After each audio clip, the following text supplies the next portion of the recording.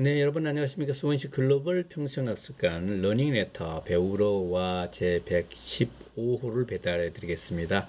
저는 오늘도 배달꾼 조용호 관장입니다. 이번의 주제는 공부방을 없애야 공부가 잘 되는 이유입니다. 네, 배움과 삶에 얽힌 다양한 재미나는 얘기를 해드리고 있죠. 오늘은 제가 잘 아는 진석이 얘기부터 해보도록 하겠습니다.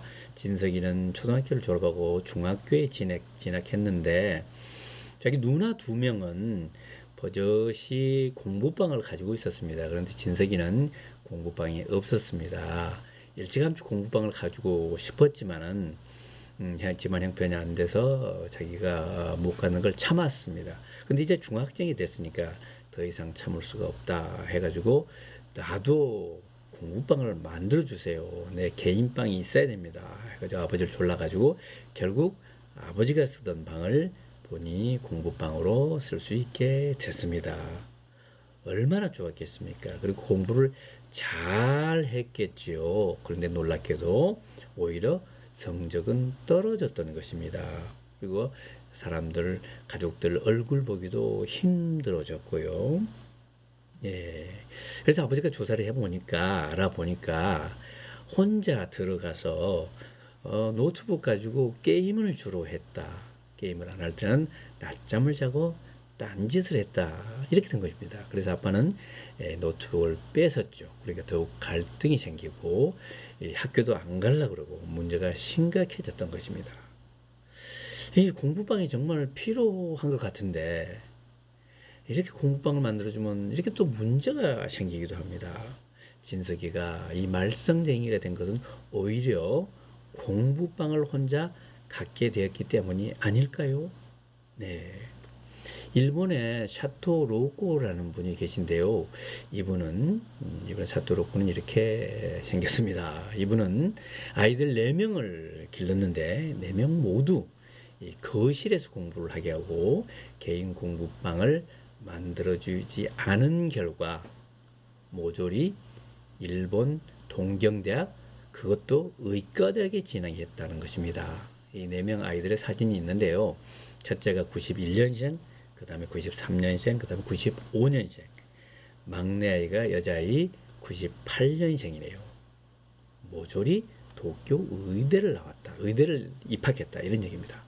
그러니까 첫째 91년생은 아마도 2010년쯤에 대학에 들어갔을 것 같고요. 막내가 98년생이니까 2017년쯤에 들어간 것 같습니다. 그렇게 해서 이 공부법이 이제 유명해지고 책을 쓰고 책을 2권이나 썼더라고요.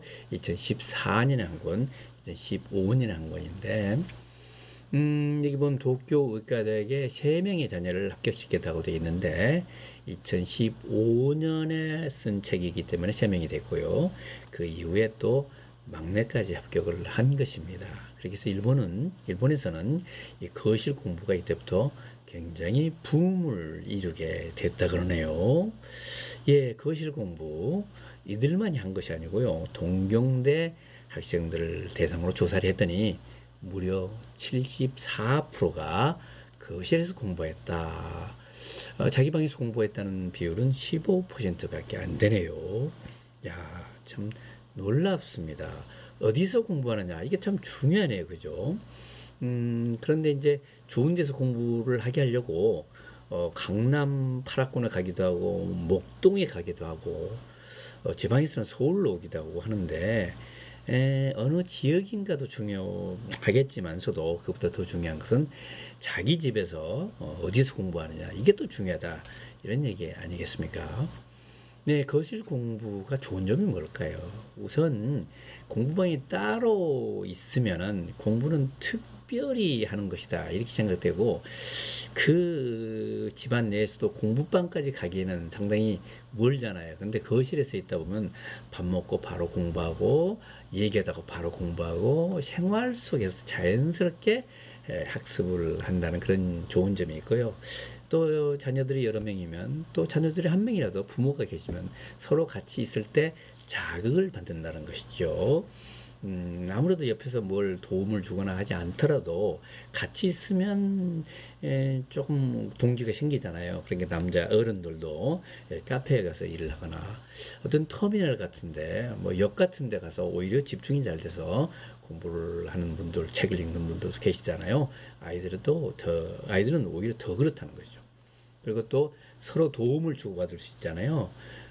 아이들이 공부하다가 모르는 거 있으면 바로 옆에 있는 엄마한테 물어볼 수도 있고, 또 형제들끼리 서로 도와줄 수도 있고, 그리고 한편에서는 아주 조용한 데서 오히려 집중이 안 된다는 거예요. 더 졸린다는 거죠.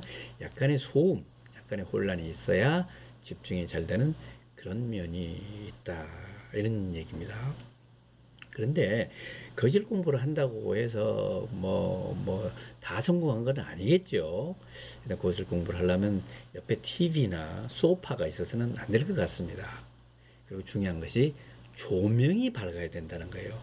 거실 조명은 원래 편안히 이렇게 쉴 수 있게 이렇게 하다 보니까 조명도가 낮아요. 그렇게 되면은 우리가 각성이 안 되잖아요. 그러니까 밝은 조명. 그래서 샤또 로꼬시 가정의 그 거실에는 무려 스탠드가 12개나 있다 그래요. 그래서 어느 위치에 가더라도 아주 밝게 책을 볼 수 있게 또 신경이 각성이 될 수 있도록 이렇게 한다는 것이죠. 거실 공부에서 성공하려면 이런 것도 중요하지만 결정적인 게 하나 있어요. 모두가 공부해야 된다는 사실이죠. 부모도 공부를 해야 된다는 거죠. 그래서 이게 좀 어려워지는 것이 아닌가 싶습니다. 그리고 거실에 있으니까 공부도 공부지만 서로 얼굴을 보고 대화를 하고 가족끼리 애착을 가지고 친밀해질 수 있다는 거 청소년들한테는 굉장히 중요한 것 같습니다. 함께 하는 공부라는 거죠. 공부는 따로 하는 것이 아니고 공간도 따로 있는 것이 아니고 살던 데서 같이 있는 데서 공부를 하고 니만 공부를 한 것이 아니고 나도 공부하고 공부는 시키는 것이 아니고 함께 하는 것이다. 예. 자, 너 공부 왜 안 하니? 너 공부해라가 아니고 우리 공부하자. 이제부터 우리 공부하자, 하자 이렇게 돼야 될 것 같습니다. 네, 조용관장의 좌우지간 샤또 루코시의 말씀입니다. 저는 처음부터 공부방은 전혀 만들지 않고 아이들 4명 모두 대학 입시까지 거실 공부법을 진행했습니다. 거실 공부의 기여도가 8할 정도라고 생각해요. 야, 공부법에 또 거실 공부법이 있나요? 자, SBS에서 이런 거실 공부법을 또 집중적으로 다루는 방송을 하더라고요. 여러분, 우리 스모니치 글로벌 평생학습관 홈페이지에 오셔서 다양한 또 강의 즐겨주시기 바라겠습니다. 배우루와 이번 호는 여기까지 하겠습니다. 여러분 함께 해주셔서 감사합니다. 또 다음 호에 뵙겠습니다. 감사합니다.